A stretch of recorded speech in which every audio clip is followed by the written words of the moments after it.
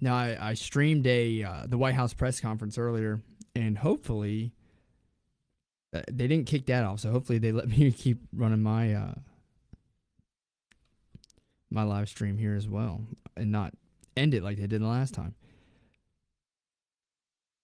And what is up to everyone in here already? I'm sure more people will come and fill in. We are on Castbox as well. I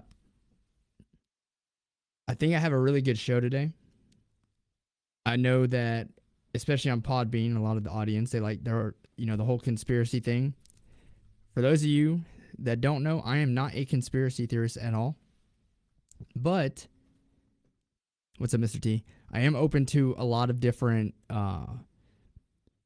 ideas. Now, I also have the federalreport.com, which is basically a personal blog of mine, but I go on and I write articles, and I like to do analysis on certain things, whether it be political or whatever it is. It could be economics, finance, anything.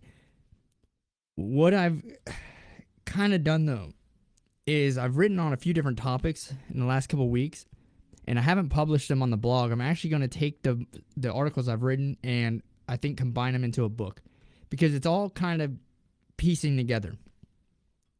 And you're going to see that here in a few minutes on the show when I get into it. But I want to start off by saying, real quick, yes, sir.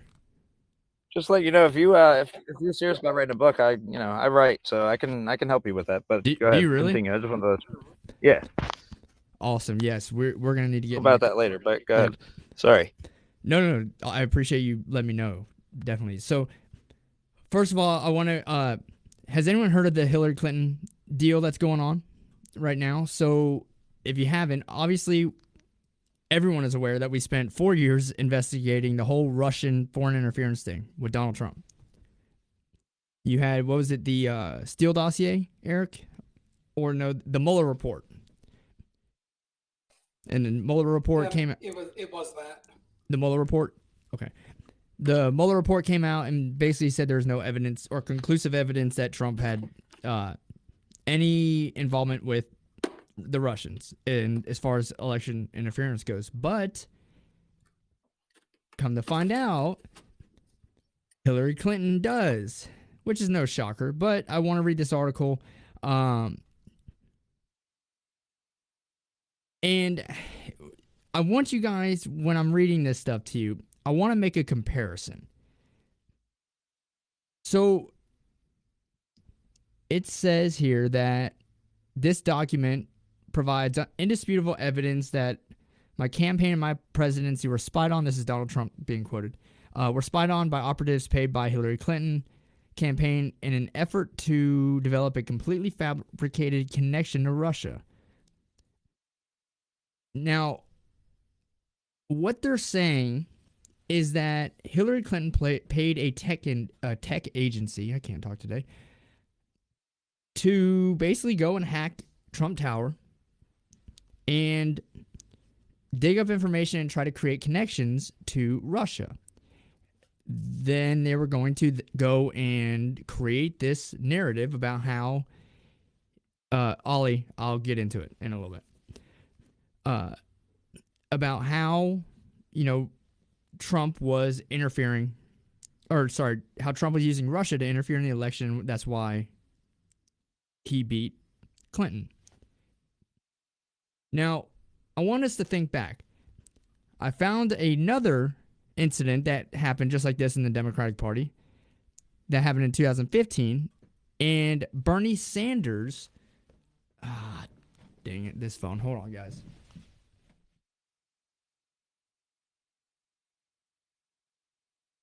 I mean, sorry, yeah, Gen 6. Sorry for those watching. Go ahead. I got so much feedback. What's up? I said I got a bunch of feedback. I was answering Gen 6's question while you were away for a second there. Oh, I appreciate it. Sorry, I was my phone rang and I gotta go and turn the do not disturb on. But in 2015, during the Democratic primaries, Bernie Sanders' campaign actually did the same thing to Clinton. Now, they didn't do it for the same reasons, but they hacked in trying to get the voter data. There's another president that did something just like this, if any of you are aware, And that was President Nixon during the Watergate scandal, where he had them break into the Watergate Hotel to the DNC, basically their headquarters. And there's speculation as to, the reasons why you would want to do that. Now, Ollie on Castbox says, does anything think political espionage is unidirectional? Dems probably spy. GOP certainly does this too. Big surprise. No, I'm not saying it's unidirectional at all. They both do it. What I'm saying is that we spent 4 years and a lot of money investigating something, and it turns out either the other side or both were doing it, right? I mean, the whole Russia thing started from the day that Trump got elected, and it even led to 2 impeachments. Ollie, are you saying Nixon was president? That's the difference. I'm not saying that. All I'm getting at with this, okay, because this came out, is that it goes both ways, but we spent a lot of money and wasted money on trying to get Trump out of office for something that, you're right, both parties probably partake in. It's nothing new. What's up, Michaela? It's nothing new. And they made a huge deal. It is a big deal. We shouldn't be spying on people. No one should be spied on, first of all. Let's get this out of the way. If Clinton paid someone to go hack servers, that's wrong. I mean, that's so illegal, first of all. And no one should be doing it. I don't care, Republican, Democrat. But I just wanted to, discuss that because I have seen it in the news and I haven't brought it up on the show yet. Now, the other thing, updates on the Russia-Ukraine situation. I don't see any changes today. I know they're still working on diplomatic solutions. The only way I see Biden being able to negotiate with Putin is if he sends Kamala Harris over there to... I think you guys can paint that picture.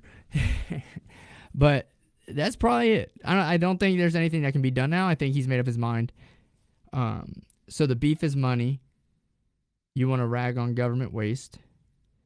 This isn't the thing to highlight. Oh, no, I rag on a whole bunch of other things, Ollie. The government is very wasteful. Extremely wasteful. I'm just highlighting that because it's something that is new. Or not new, but something that came up in the news. I think it was over $100 million is what one of those impeachments cost. Just one. So there's a lot of things. Look, and this goes both ways, all right? So I'm not saying it's them because they're Democrat or that the Republicans don't do that. Trust me, I do not deny that fact. What's up, Brooke? So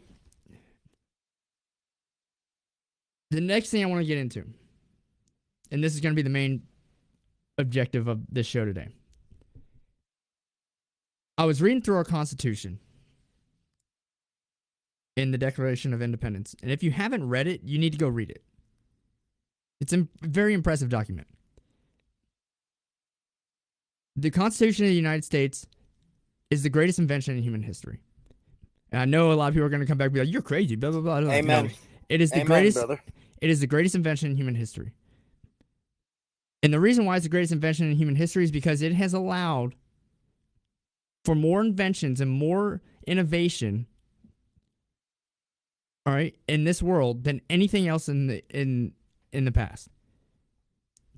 It's also the first document written up by, they weren't really the government at the time, but it didn't establish rules and laws for the people to abide by. It established limitations of the government and granted freedom to the people. So it actually separated and limited what the government was allowed to do and how they were allowed to control people. There's a reason why the majority of countries nowadays adopt a similar form of government to the United States, and they try to mimic our Constitution. It is also, from my brief readings, the only system or document that, when written, not only limited the government and granted people the freedom, but also gave the people the means to protect that freedom in the form of the Second Amendment. And people need to understand that, you know, people look from outside, like other countries, say, "Oh, you Americans, you're gun crazy. You're, like,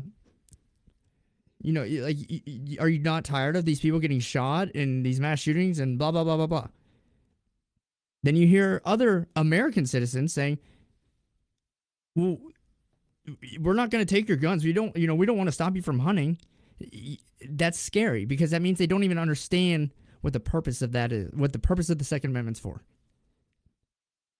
The Constitution of the United States is the only document that allows, it limits government, grants people freedom, and gives the means to the people to protect that freedom.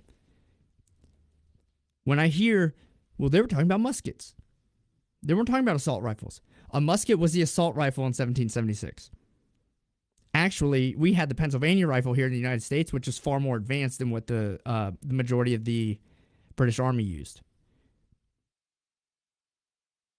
It is in my belief that the Founding Fathers 100% intended for the United States citizens to be able to have whatever weaponry it took to defend themselves from an oppressive government. It literally says in the Declaration of Independence, if I can pull it up here, I can. Let me see if I have that quote. It says that whenever any form of government becomes destructive of these ends, it is the right of the people to alter it or to abolish it, and to institute new government, laying its foundation on such principles and organizing its powers in such form as to them shall seem most likely to affect their safety and happiness. That's out of the Declaration of Independence. You have to understand, when the reason why we have this Constitution is because we had a government at the time that tried to oppress people. They taxed people without representation. And then they came over and tried to take away and disarm the people. They take away the guns. Sorry, I didn't finish that sentence. And disarm the people. When they did that, that's when all hell broke loose. Now, that same idea carried over when they adopted this legislation. It is important to know these things. It's not, again, it goes back to the intent. It's not necessarily the writing, but why they wrote it. And I bring this up because the Constitution has allowed the United States to flourish into the most powerful country that this world has ever seen. It's not even close.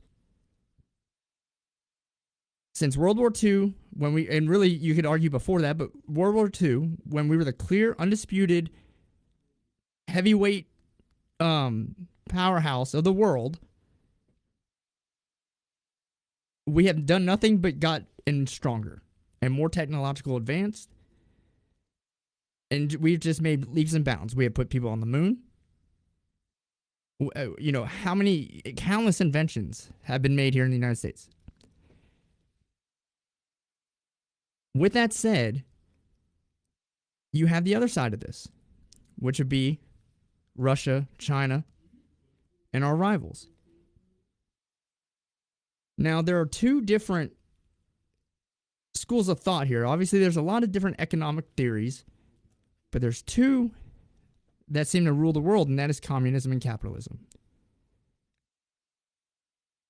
The United States, in the form of a capitalist government, Russia, China, North Korea, all them are communists. Capitalism outdoes communism any day of the week in any measurable variable. There's only one thing that communism is better at than capitalism, and that's patience. It's patience. So, I was listening to Putin talk the other day about why he would want to take over Ukraine, and he made some pretty good points, and this is why I also think he's going to invade Ukraine, is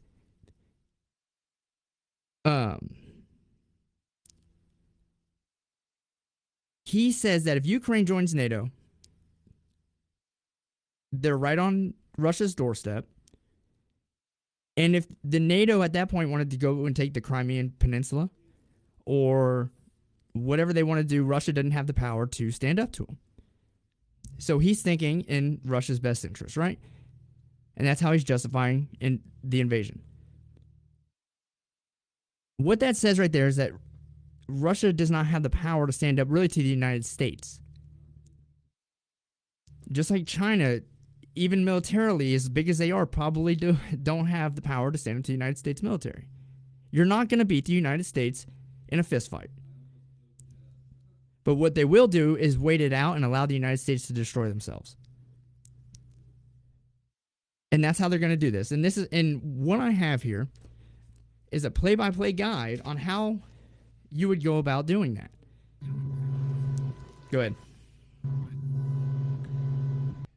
Oh. I was just going to say, I mean, is this the Communist Manifesto? Is that what you're getting into?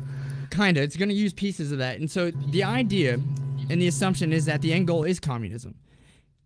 The reason I say that is because it seems like, and I know, look, capitalist countries, they go and they impose capitalism on wherever they can. Communism does the same thing. But as much as we want to say that capitalism is about control and, big corporations and all this, it's still the private sector. Michael, you're in the Matrix. I am? Back. Oh, it's still in the private sector. There's a separation of power there. You can go start a business in a capitalist country. You can prosper. You can become rich and wealthy and have a great way of life. Not like that in a communist country. A communist country truly is about control. And I want you to think about this. Let's say you're going to lay sod, for those of you that, let's say you're going to lay Bermuda grass sod in your yard. But your neighbor has another form of grass that's very invasive. And you know that as soon as you lay this sod, that's going to cost you a lot of money, that's going to look really nice, your neighbor's grass is going to start growing into your yard and taking it over. Well, you have a couple different options there. You can either spray his yard with chemicals and kill it, which he's going to be pissed off about, and it's going to come and cost you. You can plant his yard with sod, but he may not want to do that. He may like his grass, so you may not have that option either. Or you can just leave it alone, not do anything, and try to keep his grass from it spreading throughout your yard, or you just let it go and you just wasted all that money in doing it anyway. The real only option you really have if you want to have your way and let him keep his way is really to not even let him keep his way, but you would throw grass seed out in his yard. Why? He can't see it, and it will grow slowly, and by the time he even realizes that you threw all that Bermuda seed in his yard, it's too late. It's already taken over. And that's the same concept as far as how outside forces will destroy the United States. And you'll be done for free. So, Tuttles, what I just said was that if you let it go, then and you laid the sod and you just let his yard go. Oh, you're saying without laying the sod. Whatever. I'm making an example here. But it's no different than what they're doing now.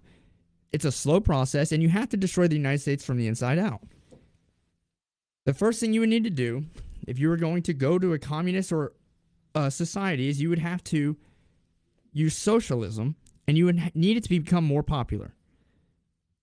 Because after World War II, when the Cold War started, you had a very tense division between capitalism and communism nations. The only way to close that divide is to, it would be easier to get people in a free society, in a capitalist society, to start to support the idea of socialism than it would be to get people to support capitalism in a communist society. Why? Because in a communist society, they tend to be more cut off and not as free thinking.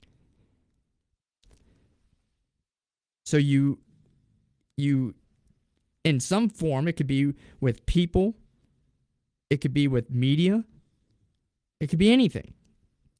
But you need to get people on board with the idea of socialism. There's a few different ways to do that, but you start to have people like a Bernie Sanders or an AOC. Bernie Sanders is an open socialist. When he first got in 1988, he visited the Soviet Union in what he claims was an awkward honeymoon, but he loved it. And he praised the Soviet Union. He also is on record praising countries like Soviet-backed Nicaragua, praising communist Cuba, and praising Venezuela. Total says, problem with socialism is the stigmatism that Hitler caused. There's a lot more problems with socialism. Socialism is defined as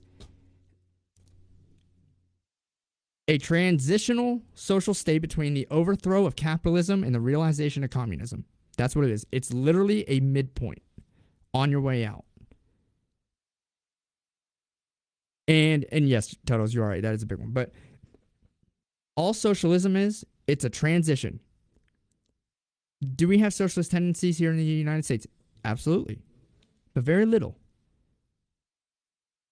Right now, we have an administration that is trending socialist. We have more elected leaders that are socialists, open socialists. Because it's not just AOC, it's not just Bernie Sanders. It's the whole squad, all of AOC's friends. They get people on board with this. Not only if you can get elected leaders favoring a socialist idea, you hire your employees at public schools that are teaching the young children.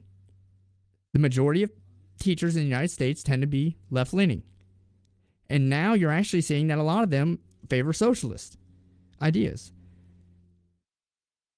So that's your indoctrination of the young population. And they grow up thinking it's okay. We hear about critical race theory all the time. Critical race theory is derived from critical theory, which is out of the Communist Manifesto. The problem with critical race theory is not only does it try to, divide racism, like, and kind of makes the relationship between black, white, and brown, whatever, more tense. It tries to... Go ahead. But it also, if you look at all the lessons, the end result is a critique of capitalism.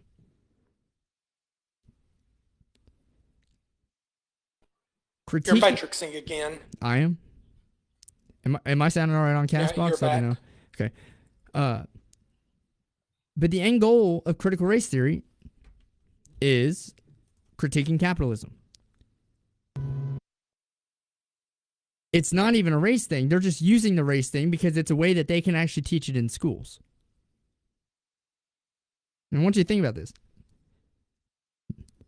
It is not a matter of teaching white kids or black kids about, how messed up the United States history is. You sound too muffled. I don't know if the CastBox and Podbean simulcast is even working. It should be, yeah. Do I sound all right on Facebook, Eric? I haven't checked. I mean, I've just been in the kitchen. Yeah. Hey. Shannon wants to call in. I just had a question. Yeah. On my end, maybe at all, it kind of sounded like you want socialism. No, I don't. Absolutely not. Oh, okay. Yeah, okay. No. Because for a second, I think I have heard it. Okay. I'm glad I didn't jump the gun because I'm in a really bad mood today. No, what I'm doing is I'm explaining how you would go about this. It's a long-term deal, right? And a lot of this we're actually how seeing. They're going to do it. Well, it's how they're already doing it, right? It's like taking pieces of a puzzle and putting it together. What's up, Corey? Okay. We had someone calling on Castbox, so I was just... Hello? Hey, how you doing? Good, how are you? I'm good. Can you hear me now? I can hear you pretty good. I don't know why I'm echoing in my headphones. It never does this, but Yep. there we go. Corey moved from Podbean over to Castbox. Oh, I got you. So Corey was in the room over here? Yeah, but every time I would Yes. unmute, it was making you go into the matrix for some reason. I don't know. You're Just C. Okay. I didn't know what your Yeah, actual name was. Yeah. Yep. Does it sound okay over here? Sounds good for me now. I don't know about everybody else, but Awesome. clear. So what I'm getting at, okay, so where we're at here is you make the idea of socialism more popular. You get elected leaders behind it. You start teaching a form of it in school. This is all stuff they're doing. Then you get the media to also, or part of the media to start favoring this idea as well. Here's the other thing. You start race riots and try to divide the people. You start using words, promoting words, and this is a big one, like equity. You don't use equality. Equity is different. There's a difference between equity and equality. Equality means that everyone has the same amount of resources, or not same amount, but the same resources to get ahead. Equity means that not everyone may have the same starting point, but they're going to divvy out resources accordingly to make everyone even. That's communism.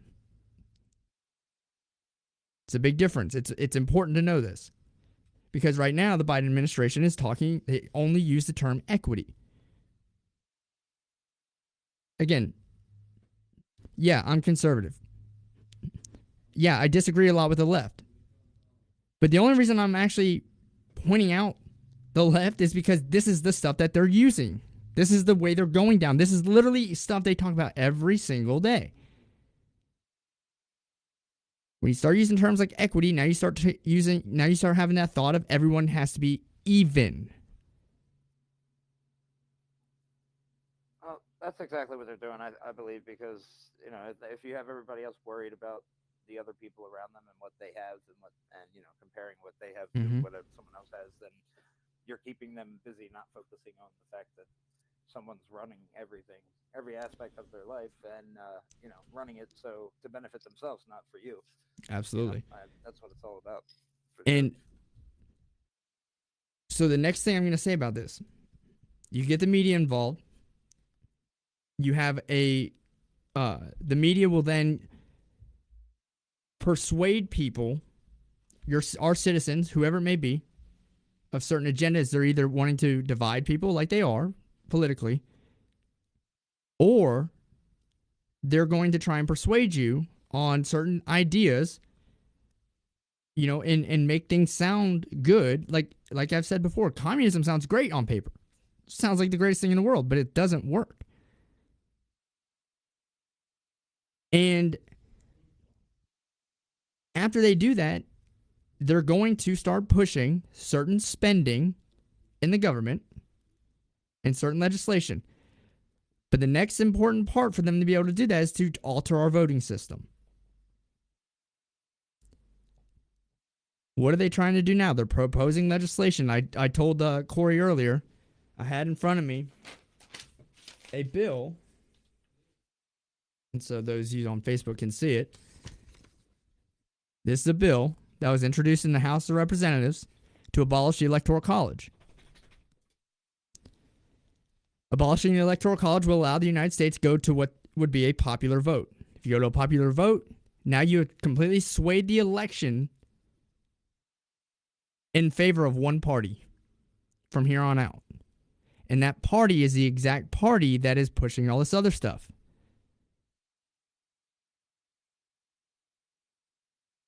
So you alter how the elections work. You have you have made the idea of socialism more popular. And once they're able to alter the elections and they're able to be in control more often, now they can start implementing these spending plans.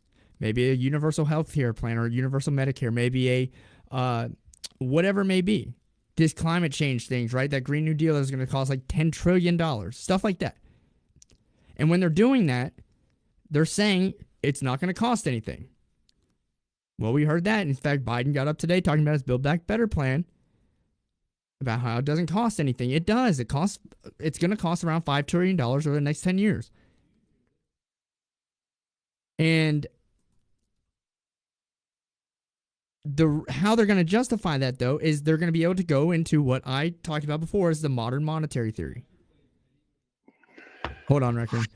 And modern monetary theory means that it's the idea that the government can just print as much money as they want since they control the currency and we're a sovereign entity, which means that we basically have our own money.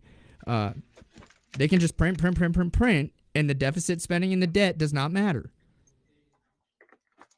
Which means that they take that money does grow on trees mentality. They can also, at that point, start manipulating demand, which is a bigger part of that modern monetary theory, which, by the way, is supported by Bernie Sanders and AOC, and a bunch of other people on the left now. And they can take that spending, and now they can drown out the private sector. When the public sector can overtake the private sector and completely eliminate the need for the private sector, now the government owns everything, and now you have just gone into what it would be a Soviet-like state. And that's the last part of this. The next part, as soon as they can alter voting, they can alter bills, they can go and do these spending plans, they can also disarm you. And that would be the overall last thing. Mike. Go ahead.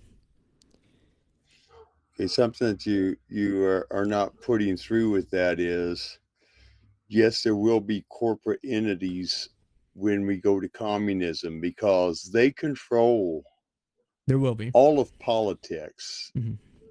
They're in charge of the money laundering. Mm-hmm. They're the ones that tell them who to give the money to and how much. Yeah, I was this being has been general, a slave right. planet since it. This has been a slave planet since the beginning. And whenever you have one person over another person giving you a set of rules to go by on a job or a lifestyle, that's a form of government. Mm-hmm.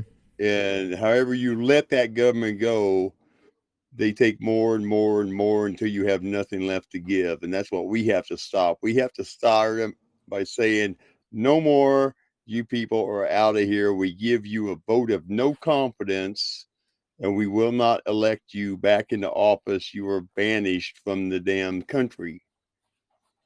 Okay, send them down to Guantanamo and make them into fish food or something. Mm-hmm.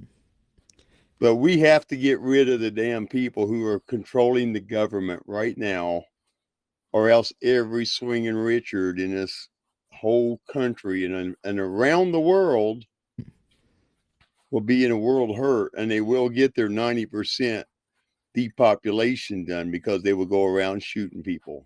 Mm-hmm. And they will shoot you because that's the way communism is. A useless eater, we don't need you. Boom, you're done. Throw them in a mass grave and bulldoze it over when it's full. So that's how communism works. So I did some research, and there may be more extensive research, but it's kind of hard to find the numbers on it. But from what I found, as far as famine, starting since communism basically came about and was really implemented, and so, or we could just use from 1900 on, no capitalist society has ever had a famine. In fact, the only one I think I found was either in Canada or Alaska with there was an Eskimo or a native tribe. They had like 50 people die, I think, with the famine. But it had nothing to really do with capitalism. It had to do with more of like weather and stuff like that. Yeah. But communism has caused famines that have been responsible for over 100 million people dying. Just in the last 100 years. At least. And that's not counting political opposition that was killed. No. Okay? Right now, the countries that you see have the biggest humanitarian crisis. North Korea, China, countries in Africa. You know what they all have in common? They're either communist or socialist countries. Don't even have to be a dictator. They have dictators. Doesn't even have to be a dictator. Well, no, they are dictators though, because they're dictating exactly what you get to eat and how much you get to eat. Mm-hmm. I mean, that's the whole thing. They corral you into cities, and then they short the supply on it because they don't want to give up what they have to feed the people who are slaving away and getting by. Yep. That's the whole point of this whole damn movement is these people are trying to get us to give them back everything and take as little as it takes for us to survive on, and then it'll get less and less and less. They ain't even put out seeds in some parts of the country so people can start their gardens yet. Mm-hmm. Okay? They're stopping this shit. They jacked up the price of fertilizers, pesticides, and herbicides for daggone farmers, plus the skyrocketing diesel price. They're not going to be able to grow crops and sell them because the government's going to say, no, we don't need it. We don't need it. And they're going to be stuck with it. And then they're going to take their property, and they will take the property. They'll take their property and all their machinery and stuff. And they'll say, okay, we want these people to do it. And here's what we're going to do with it. That's communism. Communism will go in and rule every aspect of people's lives, and people don't want to wake up to the fact that, yes, we are headed right toward it. Yeah. And we are the only thing standing in front of it to stop it. And what people... Can I add to this? Yes. It's amazing through the years of my research, and I'm not bringing up what happened to me, but it is related. The research and all these doctors... They all have, I've investigated them personally. They're all into money laundering. I have absolute 100% proof. And it goes all the way to the top to, and mortgage fraud. Like $100 million mortgage fraud for some of these doctors who did this to me. And we so many. And then it goes all the way to the top to the Secretary of State, to this state. There's no way that he could approve all these business licenses without knowing what is going on. So this is definitely at the top of the state's level, mixed with the medical, mixed all the way trickling down to the corrupt police that is here. And I know it's going on in other states. So it is here. Shannon, it also goes to the local level too, because if you apply for a business license, they can tell you whether or not they want you to join in. Exactly. They'll stop you if they don't want your business. They want mine. You can't set up a business. If you want to build a business like Walmart, my town won't let Walmart in. It won't let them in. Well, they say it'll because it will tear out all the businesses we already have. Yeah, the local businesses. Yeah. So there's a lot that's a protection, but it's also a curse for us. Mm-hmm. There's a lot of micro examples, right? As far as state, local, and just like what you said, Shannon, right? There's a lot of that. What I'm getting at here though is that there's a lot going on that if you were going to do something, and I haven't finished writing all this out yet, right? I've written a lot, but I just want to kind of lay the steps out that's how it would have to be done. And a lot of this actually goes and derives from, if you've ever studied Rome and what's happened there, and how Rome fell. Rome did not fall by just someone coming in there and kicking their ass. That didn't happen until they had other issues internally. It had bad leadership at some point, right? You had internal issues. You had too much taxation, too much spending. Inflation crushed Rome. You know, as advanced as the Roman Empire was and all the great things that they built, and when you go and you read, Rome had running water. And when Rome fell, they didn't have running water for another, 500 years, 600 years? It was something crazy. The amount of technology Rome had was just unreal. No different than where we're at now. They fell from the inside. They had internal issues.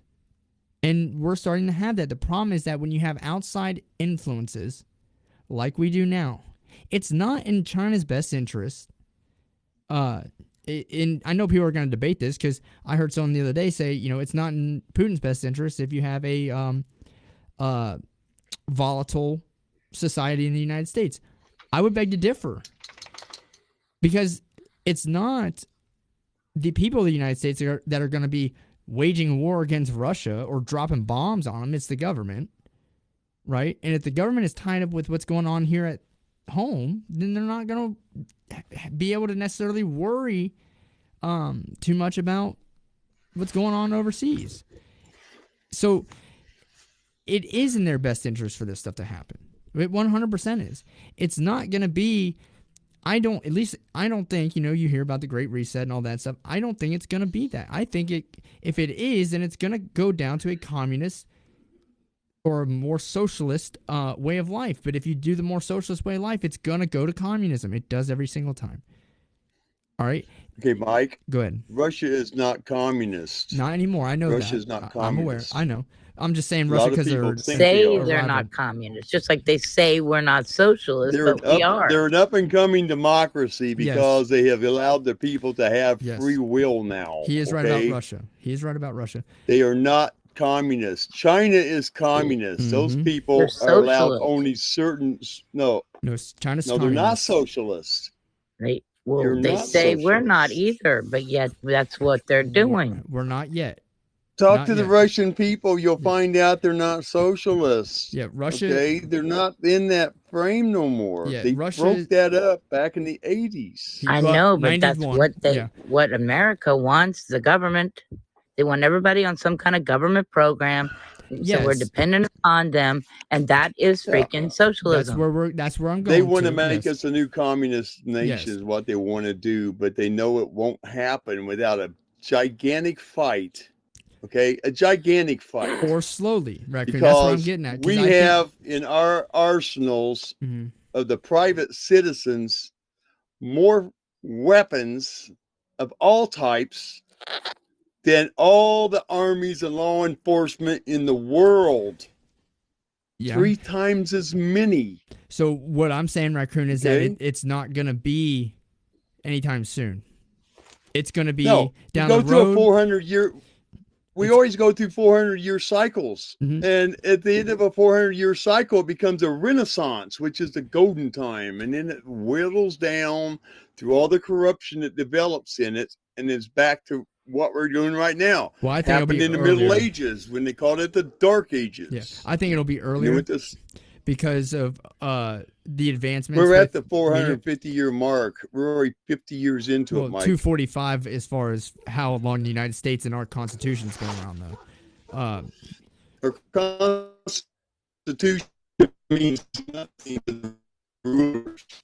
Hold on, you're kind of in. You're in it. Hold on, you're in and out.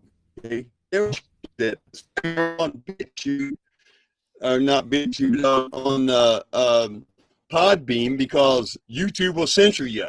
Mm-hmm. How the hell can they censor you? You have freedom of speech? No, Yeah. not really.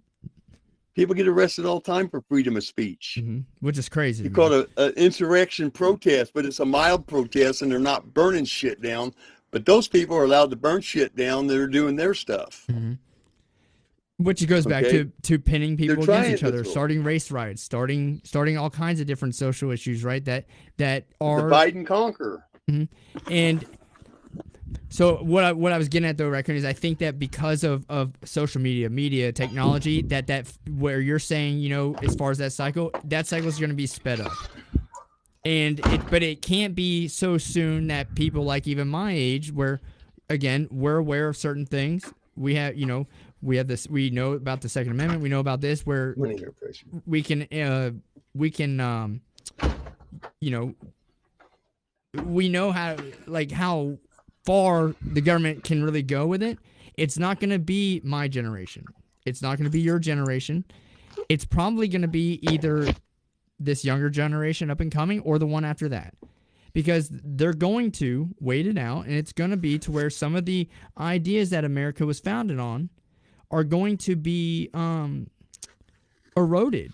And it's going to be It'll be eroded at a much brainwashed. faster rate. Yes, it's going to be eroded at a much faster rate than it has been in the past because of the way our teaching is, the way our technology is, and social media and all this stuff, right? And that's where it's going to go. That's where I'm getting at with, okay, you have your public schools and you're employing a far left and socialist leaning, teachers. You're teaching kids as they come up that this is how it is, and most of the teachers, especially in elementary school, middle school, really don't know a whole lot themselves. That's because people don't know that communism is democracy. A few people can turn around your democracy and force everything down your throat like LGBTYN, ABCQ shit. Yep. Do you okay? know? You have to praise them for what they are. They don't want you because you have white privilege. I'm still looking for my white privilege. I've never found it. It's been 66 years. Okay? They divide, they conquer, they brainwash, and then they get people to accept, comply like they're doing now. Comply with our mandates. Comply with our rules. Even though they go completely against our Constitution. People need to wake up, or they're going to be getting a bullet in the forehead when the goddamn communists come into their house and storm them and take them out. That's all plain and simple. Look what they've been trying to do and what they're doing and where it's going to lead us. If we don't turn the shit around, we're going to be no more than China on steroids. Everybody's going to be doing jobs they never thought they would be doing, like digging in the dirt, because that's their new job now. There is no technology. If you don't have what they want, you're a worthless eater. You're nothing more than manual labor if you can keep up. And if you can't, they get rid of you. That's communism, plain and simple. I've seen it. I've experienced what these people go through. I spent most of my life in the totalitarian system of the military, where they tell you when you can eat, what you wear, how you wear your hair, when to take a fucking bath, when you can go take a dump, and how much time you get for free time. That reminds me That's of a that totalitarian movie. system. This is not Russia, Farley. What is it? Oh, I know what you're talking about. But you need that for a military, because people have to be able to be controlled to a point where you know where they are in case you have to take off. And I was in a force that had to go anywhere in the world in 18 hours or less. For 18 freaking years, I lived in that crap. Okay? People don't understand that because they're being hand-fed bullshit. And they believe it because they have no other way to do it, because their time is saying, you need to put your kids in extracurricular activities, or you need to go to the gym, or here it's Friday, go out and drink some beer. Nobody's researching the facts. Nobody wants to freaking educate themselves. That's why we're in the position we're in. And that's why you're on here. You're right. I mean, and the education thing is big to me, because I talk about this a lot. Okay, there's a lot of things I wish that we could change in the education system that I don't see why we can't change it. Like, why this isn't being pushed. Why don't we have kids reading the Constitution all the time? If anything, that because is a the communists huge thing. have control of our communist China has control of our system of education. If you look at all the damn schools, all the universities, all of them have ties to Chinese money. And think about this. Now, I'll argue that with anybody, because I've done the research and I know they spend billions of our money we pay to them for junk products to keep us happy. Well, they invested in us to tear us apart, because that's what Mao told Truman. If you don't give us some aid after World War II, like you did everybody else, we will destroy you from within. That was 1948. Okay? They've been doing it ever since. Because that's when our entire system started falling apart. Yep. And they're also buying up massive amounts of land. That's that's been going on. That's been going on since Bill Clinton and Nixon let them in. They're all part of that crap. It's all money laundering. That's all it is. And think about this. It's all about the power. And think about this. I'm not telling. Look, I've never ever gotten up here and preached that people need to, take my opinion and live by it or anything like that. Absolutely not. In fact, I'm probably the exact opposite, where I want people to have their own opinion. I'm not saying, okay, that it's one way or no way at all. What all I'm saying is we have a system that is set up that allows us to have differences of opinion, that allows us to express ourselves freely, that has allowed us to be innovative and grow and flourish as a society. It has created motivation, and it was written in such a smart way in 1776 and 1787 when they adopted it, that it was able to evolve and still be relevant to this day. And for anybody, whether you're a Democrat, Republican, liberal, conservative, whoever, if you read the Constitution, you know your rights.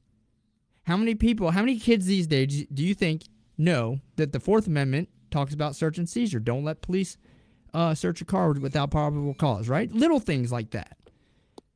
Little things. How many people know that the Third Amendment, I believe, is to, where we're not quartering soldiers, because they don't understand that during the Revolutionary War, the British made regular colonial citizens at the time house soldiers.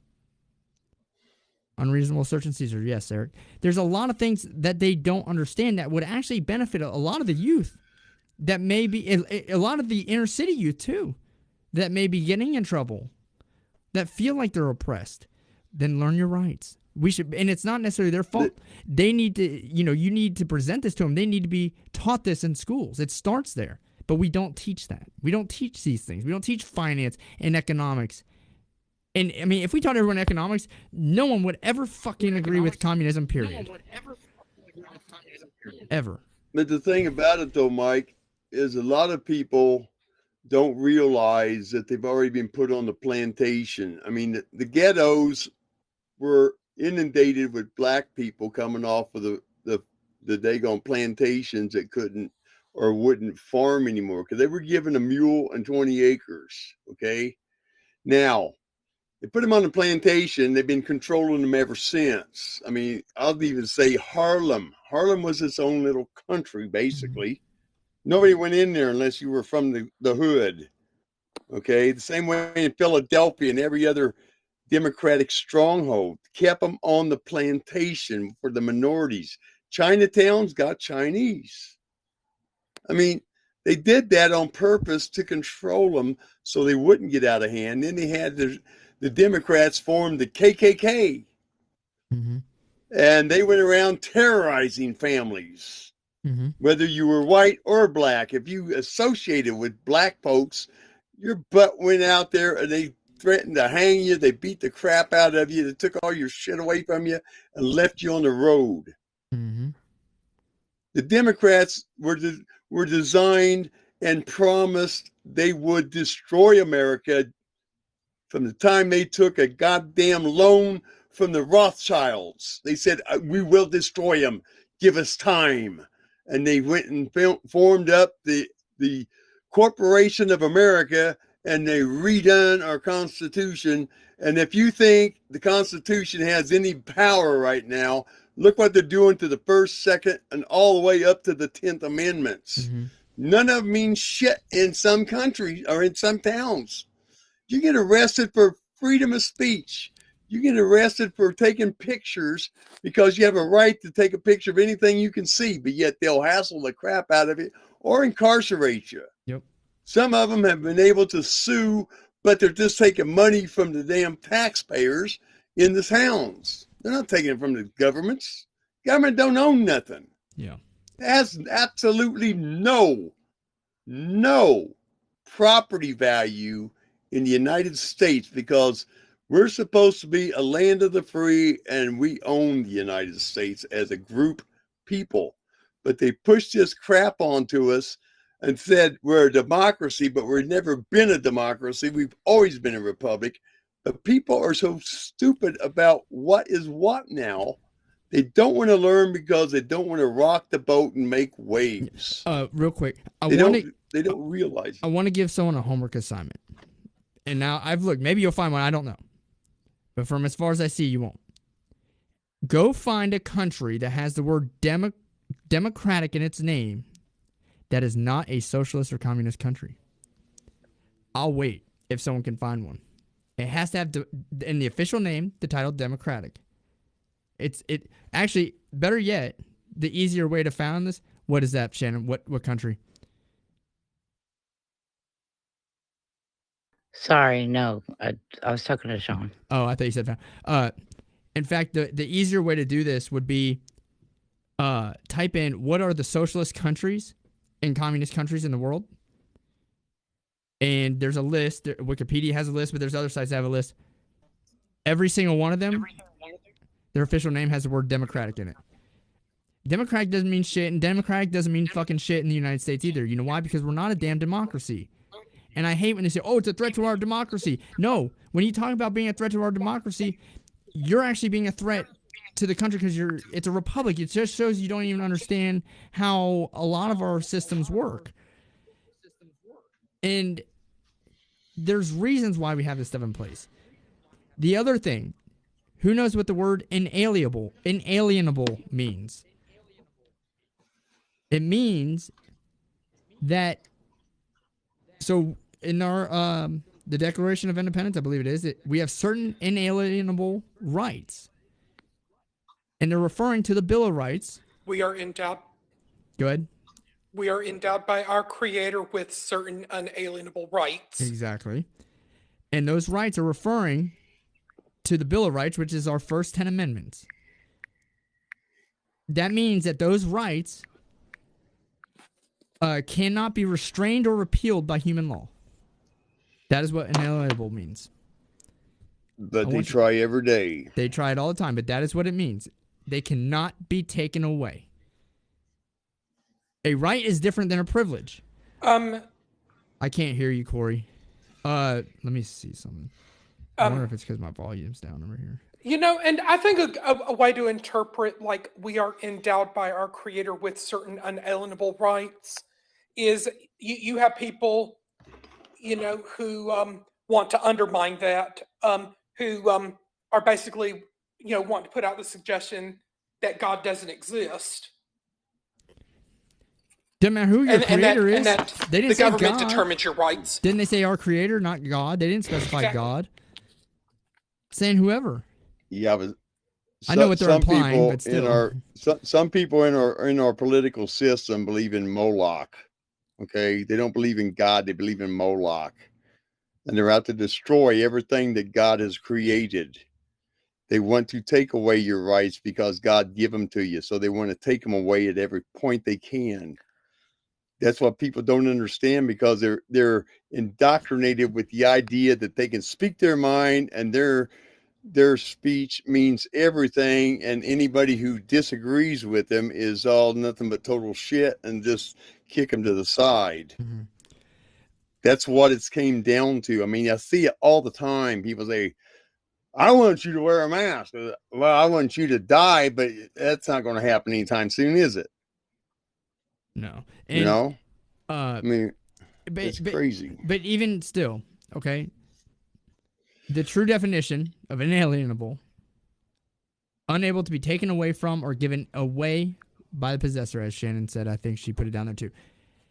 It cannot be infringed. That's it. The Second Amendment. The people's right to bear arms shall not be infringed. They knew that was important. But they tried. They tried all the time. There are certain things that's why I said the Constitution is such a it's the greatest invention in human history. As much as people from other countries are going to hear this, say, you're crazy, blah, blah, blah. No, I'm fucking not. Okay? Because all the inventions you're going to talk about that have made our life better have been a result of the Constitution for the most part. And if it was invented before, then we've definitely innovated since then.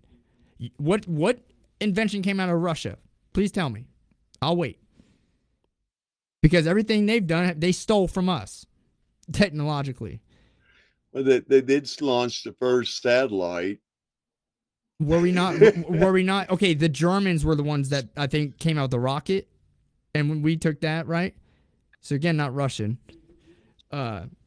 Actually, no. Now we split up the scientists. Russia Okay. got certain scientists. We got certain scientists. Our scientists went to NASA. It went to the NIH.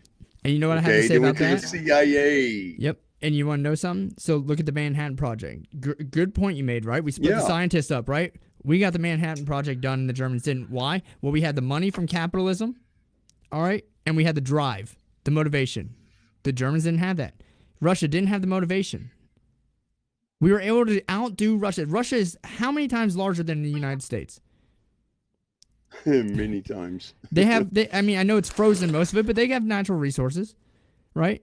The difference is the people in motivation. Here's the thing.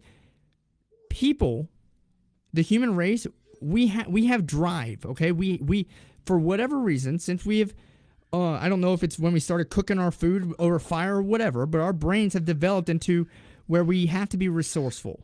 We have to consistently innovate over time to make our life easier because we know that we weren't always the strongest animal. We weren't the most vicious animal, right? We're probably the weirdest looking one when you look at it. And we have had to develop over time. Why aren't other animals able to do this, right? So there's something different about us. And we don't work when you take away motivation. You have people that are okay with the status quo, that are okay with going to their 9 to 5, and that's 100% fine. That's okay.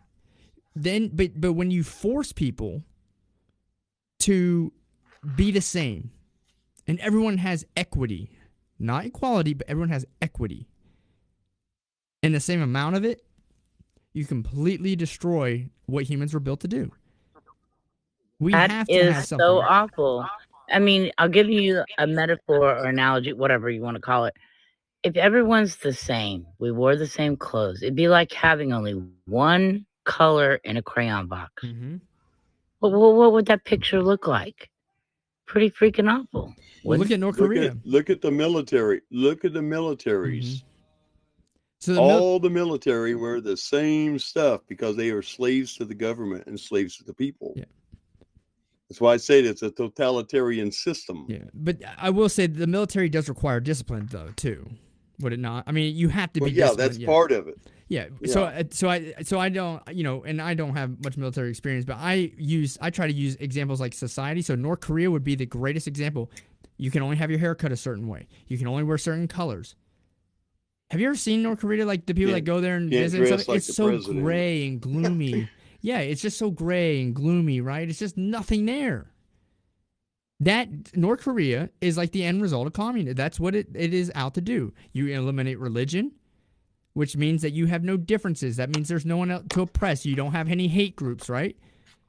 Everyone's pretty much Korean, so there's no black people to hate on. There's no white people to hate on. Everyone's the same. There's no racial tension. There's no religious tension. There's no whatever. The other thing, there's no class. Communism eliminates class in society. All right? You have your few high-ups, like your Kim Jong-un, who runs the whole country. Then you have his little people that are maybe a little bit wealthier and have more privilege. And you're going to have that here, too, like Raccoon even said. And I was going to, I don't know if I was going to hit on that, but I have it written down as far as the corporations are concerned. But all in all, the only way you will ever eliminate any kind of dispute or tension between different cultures and different thoughts and opinions is by fucking making everyone the exact same. And that will completely wreck the entire human race. Why? Because where's the excitement in life? Where is it? It's not there, right? What makes you happy? Us as people have different things that make us happy. That's why we have different businesses. That's why someone may go into plumbing and I may go into finance, right? That's why some people like to paint pictures and I like to go deer hunting or whatever. We have different hobbies. We have different jobs. We have different interests. We have different opinions. Here in the United States, and that is what is great. In North Korea, they all fucking think Kim Jong-un killed 5 million Americans and his dad and his grandfather too. They fucking single-handedly jumped on some jet in 1950 they treat him like took a it down. god. They worship the leaders like gods in Korea. Mm-hmm. Okay, in North Korea. They did the same thing in Russia. Something that you have to go stepping back to the Bill of Rights. We had the right to life, liberty, and the Oh gosh, Pursuit of life, happiness. liberty, and the pursuit of happiness. Okay, with communism, you have none of the above. You don't, because you don't have hobbies. You spend all your time working for the government, and the government takes it from you. Yeah. What's up, Corey? Are you there? Can you hear me now, Corey? Yeah. Awesome. Can you hear me now? Yep. I don't know what was going on over there. Nah, me neither. That was crazy. But go ahead. Did you have something to say though before? Just give me 1 minute though. Go ahead. But this is a big thing. And look, like I said in the beginning, I'm not a conspiracy theorist. I'm writing about this. I think it's interesting. But you do see a lot of this occurring. Hey. Go ahead. I'm just saying me. I'm just saying me, right? There's no such thing as a conspiracy theorist, Mike. Huh? There is no such thing as a conspiracy. Oh, whatever. Okay, there is no such thing as that because all them conspiracy theories have been coming true. A lot of them have been coming true. They've been vindicated. Yeah. But some haven't. But what I'm getting at is very few. I still love you, Michael. I only say that because when I look at things, I try to look at numbers a lot of times. That's really what I try to base things off of, right? But when you start looking at, it's not so much hearsay, the stuff I'm talking about. It's not hearsay at all because I even showed where we have politicians, Democratic politicians, that are, they haven't gotten it passed and it probably won't, but they're still trying to enact legislation that would abolish the Electoral College. I was telling someone earlier, maybe a lot of the stuff won't get passed, but the fact that they're trying to even put it on paper and get it in front of people shows you their intentions. That's all it is. Like, me and Michael Steele, we argued, 2 weeks ago or whatever, about the Build Back Better plan and how I said it was a huge mistake. And he said, it didn't get passed. It, blah, blah, blah. And I believe Corey was there as well and said the same thing. Yes. It's not about the fact that it didn't get passed. It's about the fact that he actually tried to have it done. It's intent. Because if someone goes to murder someone and they fail at it, I mean, you could technically say they're still a fucking bad person trying to kill people. Especially if they actually shot him and the guy just ended up surviving, right? That's no different. It's not like they, went up there and then had second thoughts. It's no, he actually pulled the trigger, put the bullet in the person just got lucky and survived. That's the same thing that happened with the Build Back Better plan, and they're still trying to push it. It's the intent. Something that they push forever and ever is they push these policies in there to get forced in by law. They shouldn't even be thinking about that crap. Mm-hmm. They shouldn't even be on their mind because it goes against everything the country stands for. Yep. 90% of our laws are bullshit laws to attract more money so they can into their general fund and launder it. Yeah. And this stuff goes on. The laundering, the campaign. Yeah, but we need to abolish the bastards so we can get it straightened out. That's where the changes need to be made. Yes, that's where the changes need to be made. The changes don't need to be made in the kind of election that we have. It needs to be made in the funding of the election. The one thing we don't need to do is something that they're trying to implement in the voter bill is public funding of the election. Hell no. The government does not need to have any money involved with any candidate, period. Go find your own money, but don't get it from the corporations. If you want regular private citizens, if the CEO of Google wants to give you a personal donation, that's fine. But Google itself should not. Okay? And they should limit how much you can get. Honestly, they should limit everyone's contribution. I'm limited. I don't think, with my license, I can give more than I think it's like $200 or something. I don't see, and I'm not smart enough to know the loopholes, nor do I freaking care to go explore the loopholes because I'm not giving any of my damn money to any candidate. But, we need to eliminate stuff like that. We need to eliminate the ability of these corporations to lobby. I'm not talking about like the NRA, that has a fund that's going to go and back people like myself in court when our rights are being violated. That's different than them going to the Kennedy Center event and saying, hey, here's some inside information, but I need to, this tax stuff in the Build Back Better plan ain't going to work out in our favor, You think we can get that changed? Like, that's the shit they're doing. That's not right. The other thing we need to change is Mike. Good. Mike. Yeah. A politician wants a job, he should use his own money for that job and no other money whatsoever, because when you apply for a job, you have to buy a suit for an interview or dress a certain way to get in there to be noticed. It comes out of your pocket. I would say now, not your buddy's pocket. Yeah. Not your neighbor's pocket. In today's environment, you could get away with that because they need to cancel that crap out completely and say, okay, you want to run for office? How much money do you have to get yourself into office? Well, see, it's not even that. I feel like there should be term limits. I think it's definitely the term limits. Definitely term limits. What I'm saying with the money, though, Raccoon, is like, let's say someone like myself wanted to run. I'm not saying I am, but let's say I do. I don't have a lot of money, right? But I would get crushed because I can't pay for the exposure at that point. That's where the campaign funds help, right? Where I can get my name out. I can get in front of the media. I can travel around, especially for president, right? That's where that money comes in at. So, as far as donations, I'm fine with the donations. But you need to limit it and to where they actually think about this. Instead of getting most of your donations from like 10 people or 20 people, imagine you got the same amount of donations, but you got less from each person, but you had to reach out to more people. Well, you're going to make contact with more people and get more people's opinion, right? But you could also make the argument, though, Raccoon, that in today's day and age with social media and like you can have a podcast, you can go on YouTube, you can grow an audience and get your message and your exposure through that. It would just be difficult. And so as far as eliminating money and only doing your own, then that eliminates the whole idea that anyone can be president in the United States either. Because you're only going to have the people like, Trump, the billionaires, or Bloomberg, or the people that have substantial amount of money that's ever going to be president. Yeah. It's only the rich people that will be able to be president, and that's not how it was supposed to be. It was supposed to be anyone, a natural-born citizen over the age of 35, can run for president. So,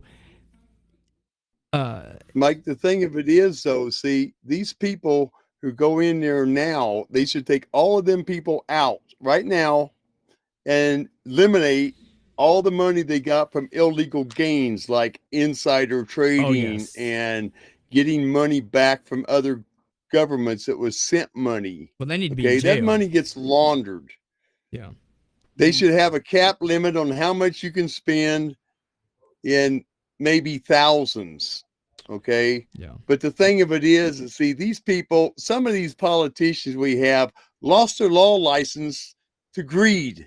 Mm-hmm. They took a bribe. They've done something stupid and lost their license, and we hired them to write laws.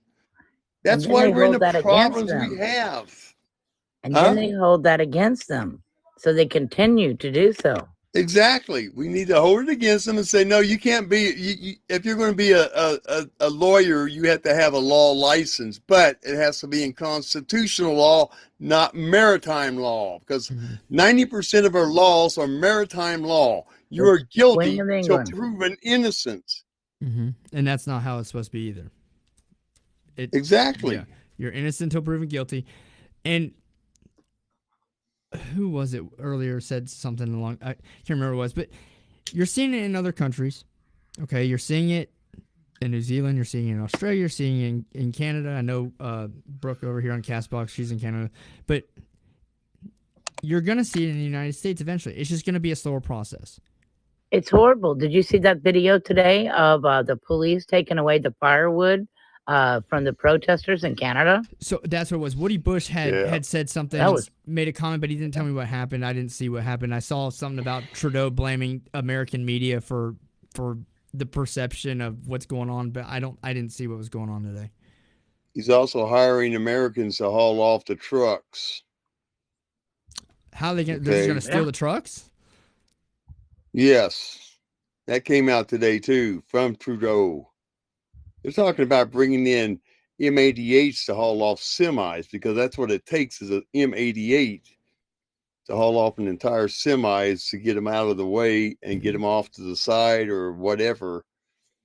They can't they don't have enough truck enough semi wreckers to haul all the trucks off. So they'll bring in M88s, hook them up, and drag the damn things off. Okay. He's talking about totalitarianism. Mhm. And you also have to remember, England still owns Canada. Yeah. They still own. Mm-hmm. They still own them. And they own all the law Mm-hmm. in the world. They all go by maritime law. The sun doesn't set on the British Empire. You guys have heard that? Yes. And So strange, if we're ruled by maritime law, in which we are, then why don't we have, when we go to court, it's in a military court? We're not supposed to be ruled by maritime those law. are the constitutional. Yeah. It goes to constitutional law, which means that you can defend yourself. When you go to court, you have to have a lawyer, because in court, by maritime law, you are dead until you are given the permission to speak by the judge. Okay. Yeah. But here in the United States, it's different. You have to have that lawyer. Yeah. Here in the U.S., it's different because you have the right to an attorney. And if you don't have one will be provided for you, right? That's in your Miranda rights. So, and you also have the right to a speedy trial. But you have to have the attorney. You have to have the attorney, because they won't let you defend yourself. Well, you can opt even to. If you're right. You can opt to. You can say, and you lose. Yeah, more likely it's not smart. Yeah, but you have the option. You can do whatever you want. That's what's great as well. You still go to jail, though. You still have to prove yourself innocent. Which is crazy, yes. Because you're already guilty of whatever. You have to prove you're innocent without a shadow of a doubt. And with maritime law, they have it written so you have to exclude certain words in the English language and other languages around the world, because they don't use those words. Those words are not admissible in court. That's why you have to have a lawyer. Mm-hmm. I went to court one time. I had to go in there, and the judge asked me about what happened, and I told her. And she goes, well, your facts are a little fuzzy. Mm-hmm. I said, well, tell me what I need to say. And she said, were they your dogs? I said, yes. Was it on your property? Yes. When you go into a courtroom, you have to be able to explicitly say, so they will understand that law, what you're trying to put down. They won't just accept your word. Yeah. That's why I say you have to have a mouthpiece to talk. I want to see if I can get Tuttles on the phone, because he's in Canada. I want to ask him about this. I want to ask him about what's going on. But that's sad, and I know is from what I've seen, apparently 90% of the truckers are vaccinated, right? But it doesn't matter.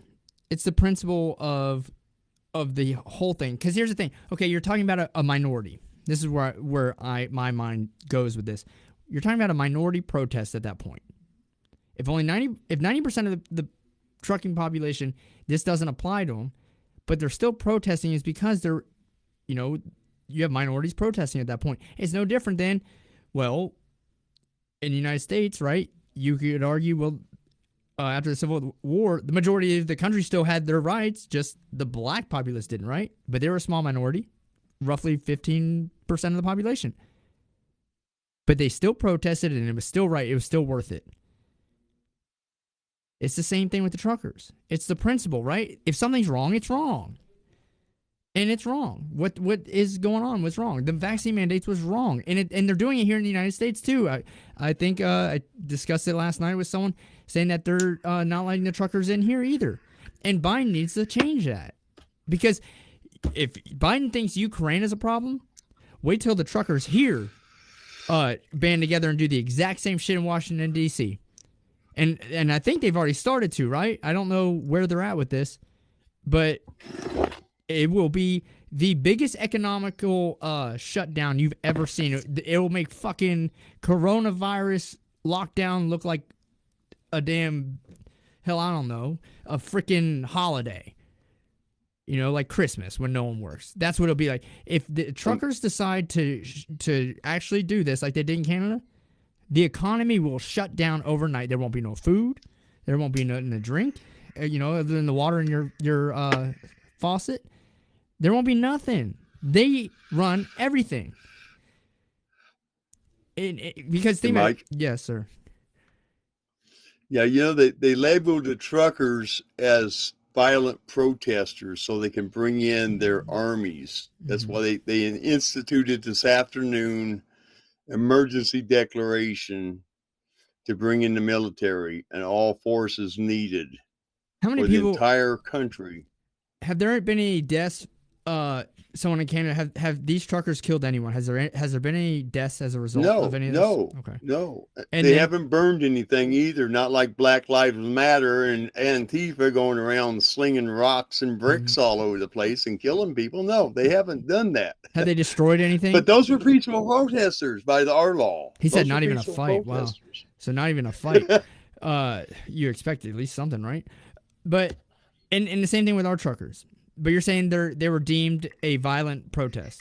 Now, yes, I asked that because the cartel that brings drugs in and out of here, and some of the illegals that come in and out of here, the cartel is probably responsible for about 96,000 deaths of Americans every year.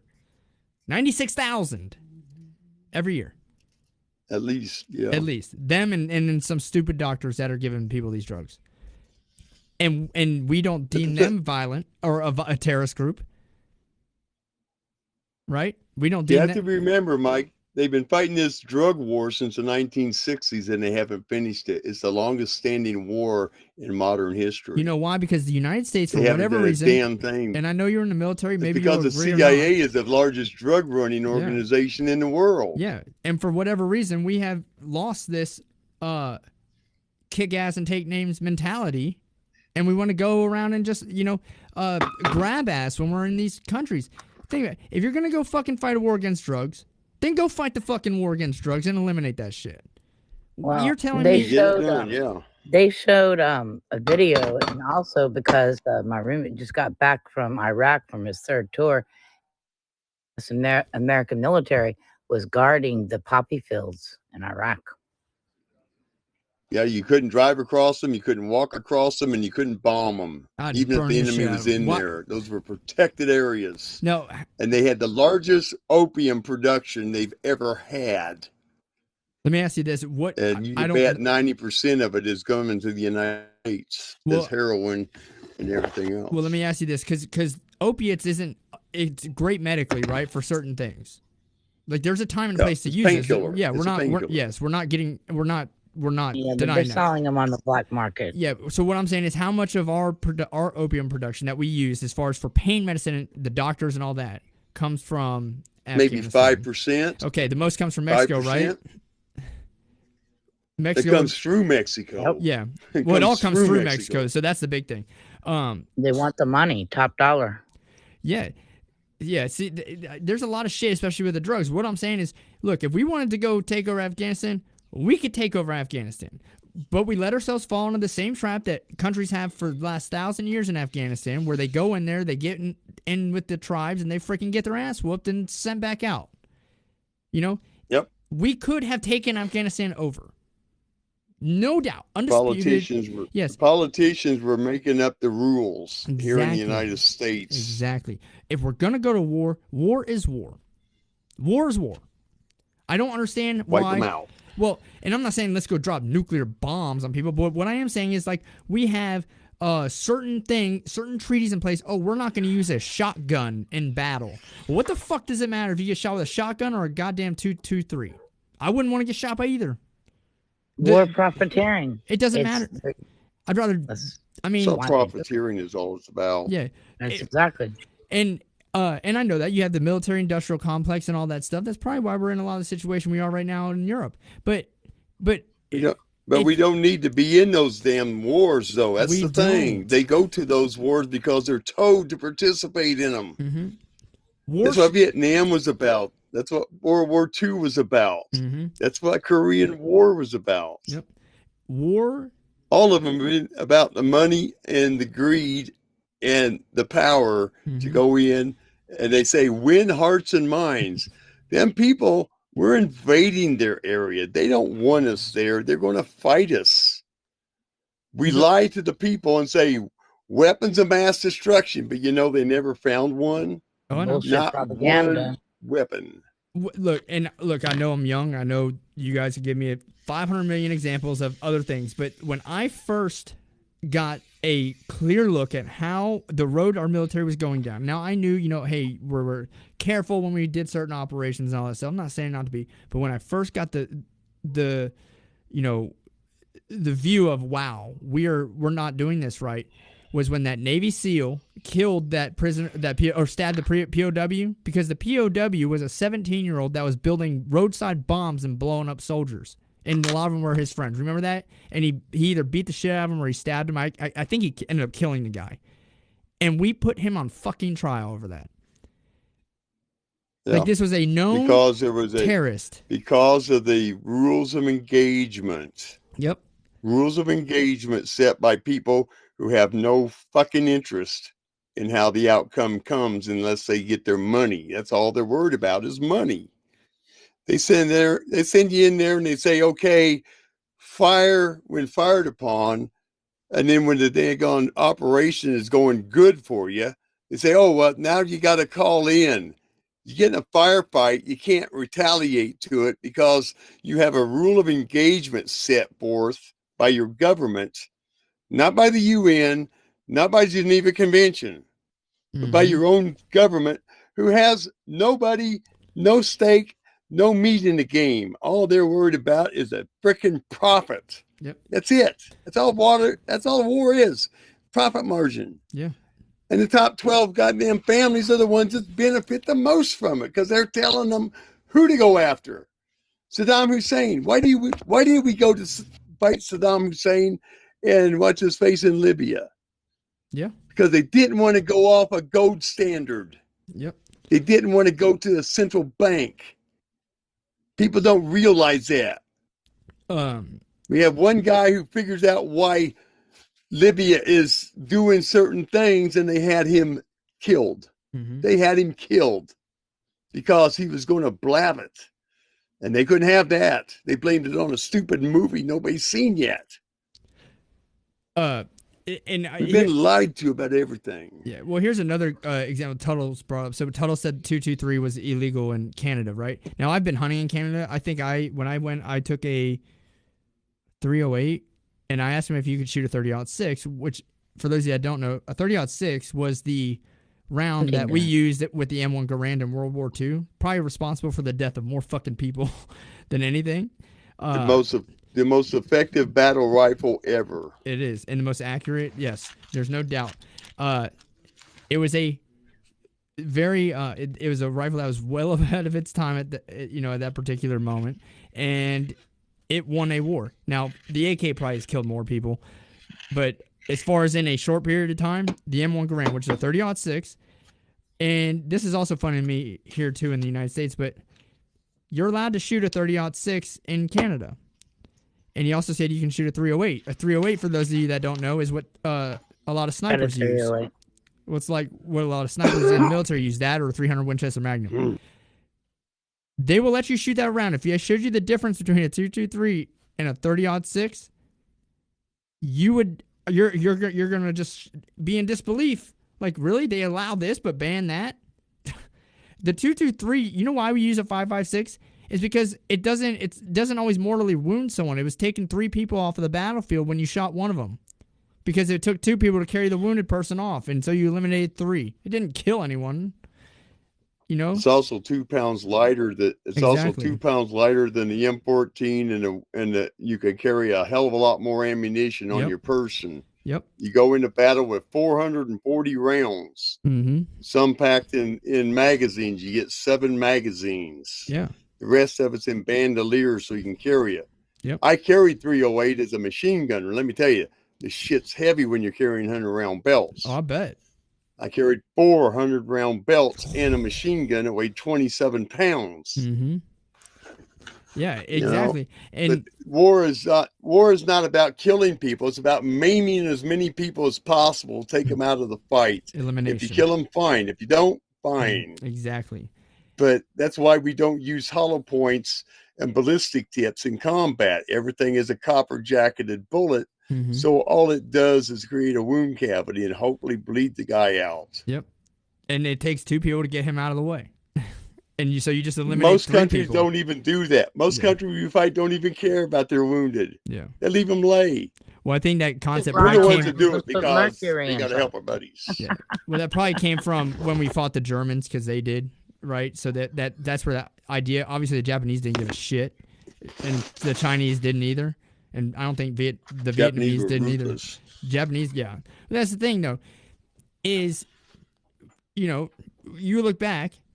And people want to criticize capitalism. They want to criticize the United States. So the United States they're racist. They've done all this bad stuff around the world. They've done all this shit. And I laugh and I'm like, are you kidding me?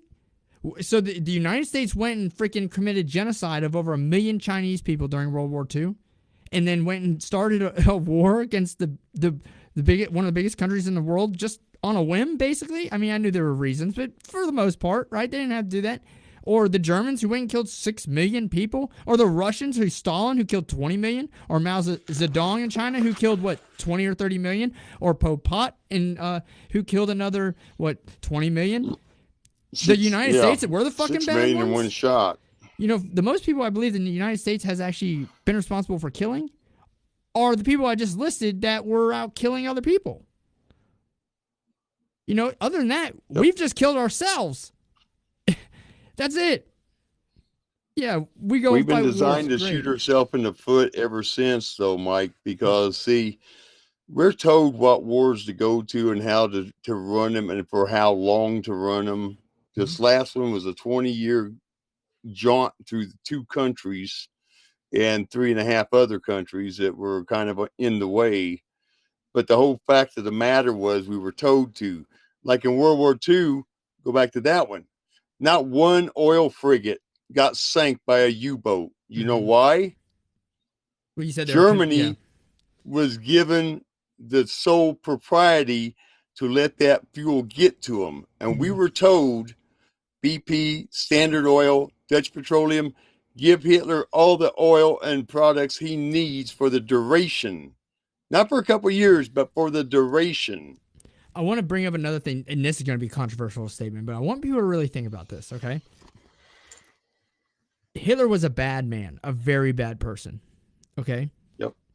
I mean, probably the worst atrocities ever in human history, we can agree on. But in hindsight... I don't know, Chinese rank up there pretty high. Well, and so does the Russians with Stalin, not now, but before. Do you think, and I'm going to ask, I guess I'm not going to say, but looking back in hindsight, do you think we would have supported Hitler against the Russians or kept it the way we did? Kept it the way we did. I don't think so. Really? I do. The reason I don't is Hitler because... was trying to take over all of Europe. Yeah, but I think if we supported Germany against Russia, I think that they could have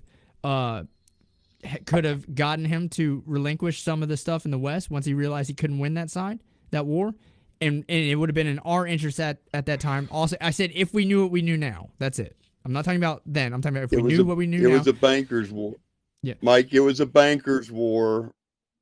Russia was told by the Dagon Central Bank to participate and do the Western Front or the Eastern Front. Okay. We were told to use the Western Front with everybody we could gather up.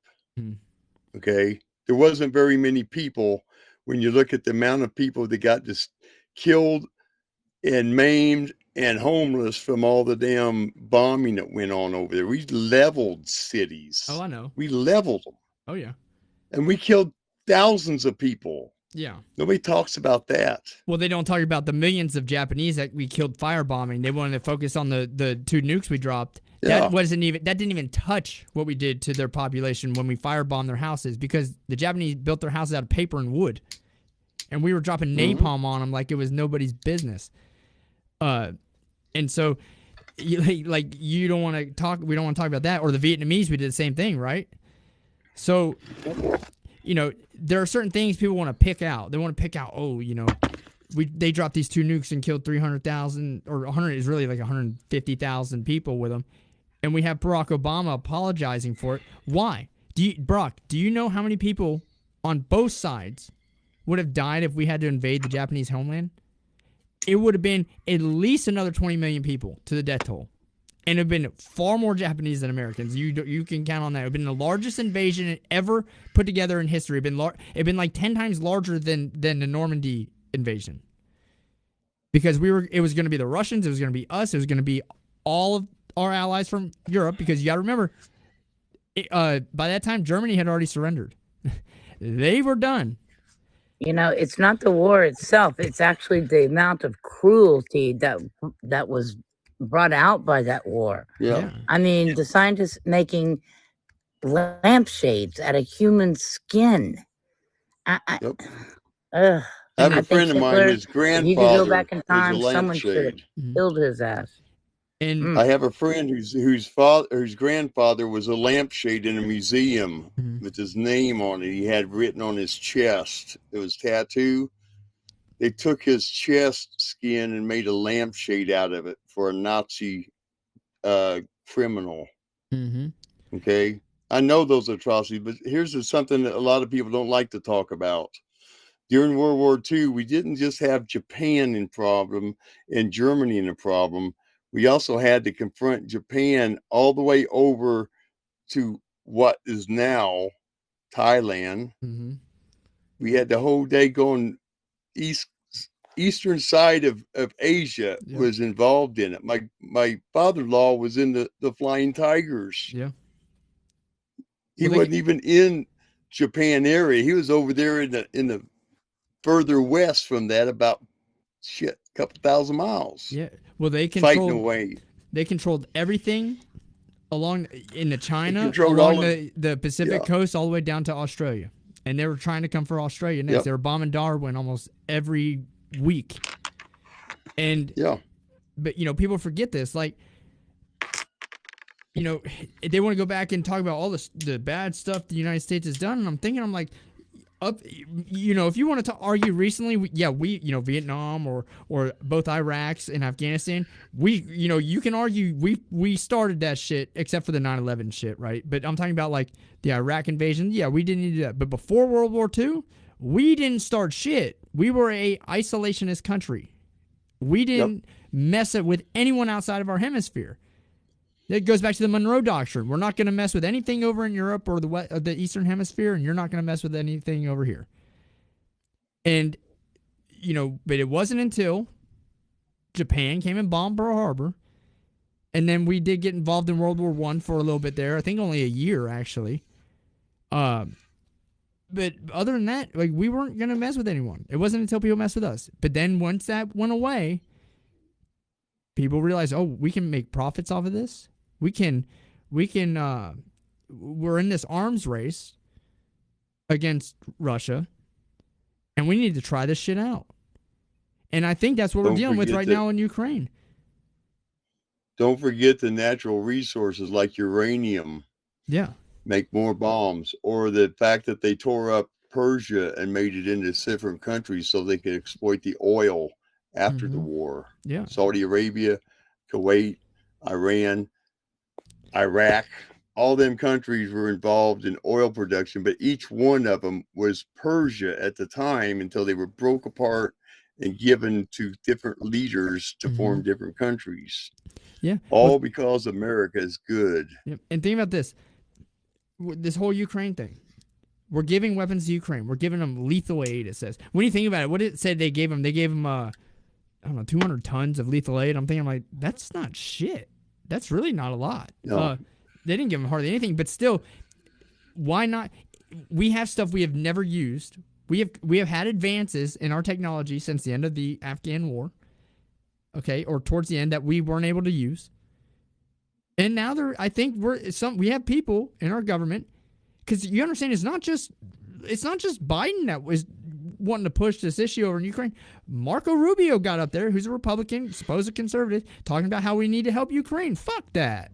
And because we have people that want to just try this shit out. And you know who loses? It's the people in between in the crossfire that lose. Yeah, Because they're there's no sending need troops for it. to neighboring countries. My roommate's in the Yeah. military, and they're sending them to Poland as we speak. Do you really think? I want you to Yep. think about this. Now, we can all say Putin's whatever, crazy, delusional, whatever. I think he's a pretty smart guy. When he talks, and you gotta be careful when you listen to another leader, especially one that doesn't like us. But when he talks, he lays out his reasoning for why he wants to do something. I 100% can understand why Russia has an interest with Ukraine. Because you understand, we know, will NATO go and invade someone? Probably not. But he doesn't. Because he's not a part of that. Right? They're the outcast. China's the outcast. It's no different than when we look at Russia.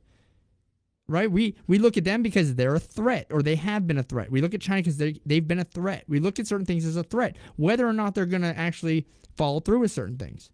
So we take certain provisions that will make sure that we're keeping the security of our country. When he talks about, if Ukraine joins NATO, we don't have the power to stand up to NATO. We can beat Ukraine, but we can't beat NATO, which means that it would turn into a nuclear conflict if NATO decides to do something. And he wants to avoid that. That sounds reasonable. But what the fuck is the United States' reason for wanting Ukraine? Just if Putin wanted Ukraine, he could have took the damn thing 2 years ago. Yeah. If China wanted Taiwan, they could have took it 2 years ago. Well, I think Taiwan, no, because I think that will start a legit war. We're just a speed bump. Yeah. Well, we're just a speed bump. I don't know. They about could have Taiwan, flew their planes over in the dead of night, dropped a bunch of goddamn bombs, got their plane shot down. They would have been happy that they lit up the Dagon skyline in every town in Taiwan. Same with Russia. If they wanted it, they would take it. But those people over in Ukraine, a lot of them hate their freaking government so bad they want Russia to come in because of all the totalitarian crap that they're living through right now with a Dagon government that doesn't care about them at all. Mm-hmm. That's what people aren't looking at. They're not looking at the fact that these people are being ran by the same totalitarian style government that our country wants us to be in. Mm-hmm. They don't realize that Russia could have took them whenever they wanted to just by going in there with their big bombers and blowing the crap out of it. What are we going to do? Send people over now? Well, the war's over. They didn't bomb the crap out of it for 24 hours straight. Yeah. You don't see the manufacturing of when we went into Iraq the first time, we bombed the shit out of them and they couldn't do anything. Yeah. Russia's got the same capability. Yeah. And it's all a dog and pony show is all it is. And you watch, mark my words, we won't fight in Ukraine. We won't fight in Poland. You also have to remember that Ukraine has some resources in there Russia wants, but they also have a stockpile of shit in there for the UN that the UN wants back before Russia gets a hold of it. Yeah. No, I agree. There's certain things that there, right? But and I was just pulling up this article. It says this about the Ukraine deal. It said something about they finally Zelensky finally made a comment as far as Russia invading by Wednesday. He's saying that the president referred to a date that was spread by the media. Let's see. I don't think they're taking it serious. I saw something today that people in Kiev don't even think that there's going to be an invasion, period. No, I don't. They don't. I think that's wrong. I think that's not true. 100. When we invaded Iraq, I looked last night. The second time, it was 170,000 soldiers and 120 or 130 Americans, and then the rest was NATO, right? So they have about the same size force right there, and they would take it the exact same way. Wait a minute. You're talking about when we invaded Iraq? 2003. Yeah. The first time or the second time? 2003. Okay, we had. I know we had a lot more over there. 100,000 people. Yeah, we had 100,000 people in the area. Yeah, that's what I said. 130,000 Americans. But it was being bombarded. It was being bombarded by B-1 and B-17 fighters along with the jets. Yeah, which is exactly what Russia would do too. And the B-1s. Which is exactly what they would do too. They'll do it the same way we did Iraq. They'll run through that shit like it's nothing. You overcome your enemy with superior firepower. Take over the battle just by not allowing them to stick their heads up. Yeah. I wouldn't be surprised. That's what will happen. I wouldn't be surprised if he actually does the exact same play as Bush did with shock and awe. The exact same thing. He's going to start bombing Kiev, bomb the lights out of Kiev, right? He's probably going to send out a warning maybe tomorrow or so saying, we're coming to get people out. He's going to bomb the shit out of it, and he's going to do blitzkrieg like we got from the Germans, and just run through that shit. Ukraine doesn't have a chance, honestly. They don't have a chance. I think small hole. There's a small hole. Yeah, they're gonna start fighting, and then they're gonna realize like, oh man, these guys are moving fast, and they are overcoming us too fast, and then they're just gonna start dropping guns and giving up. There's no point, right? At that point, that's probably what you're gonna see. Or Mike, it could also be like the first Gulf War. Mm-hmm. Okay, I was on an invasion force. Every day gone occupation, and we came up on. You know what they did? What's that? They got in formation and walked to us and spread out on the ground and sat down. They did not want to fight. They said, no, we ain't fight you guys. No. And go get our leader up on the hill. He's still in the bunker. Yeah. Someone tried to call in. They don't want to fight this. They don't want to fight overwhelming force, and that's human nature. You don't want to fight 16 guys to one. You want to fight one-on-one, but you don't do that when you're invading something. You hit them with. Putin should have 200,000 people there online to sweep across the nation, have his armor in behind it, have his artillery stuck out there along the border, which he can do because it's his land on that side of the border. Yeah. He can do all he wants on. It's his land. But if he sweeps across the sucker and takes out the goddamn government, the people will rally to Putin because they don't like Zelensky. Yeah. He's a piece of crap. Yeah. They don't want the totalitarians. From what I've seen, apparently, now, again, I've just been watching stuff on YouTube, like Crimea, they were actually kind of okay with Russia coming in there. Some people were. Yeah. Because they transformed Same reason. Yeah. No, I'm not speaking on behalf of the people in Ukraine. I'm not saying that Russia should do this at all. I'm not advocating this. I'm just saying that we don't need to be over there. It ain't our problem. It ain't our fight. And, we need to worry about whoever we need to worry about, whatever that may be. I think we're kind of overstepping there too. Like, I think you said we wouldn't fight for Poland, but I think we would because they're in NATO. And Eric, I see the time. I'm looking at it. And that's where we've actually sent soldiers. The difference also with Ukraine and Iraq, I think we only invaded Iraq from one side originally, and then the second time we did it from the north and the south. But Putin's got them surrounded on three sides here. Why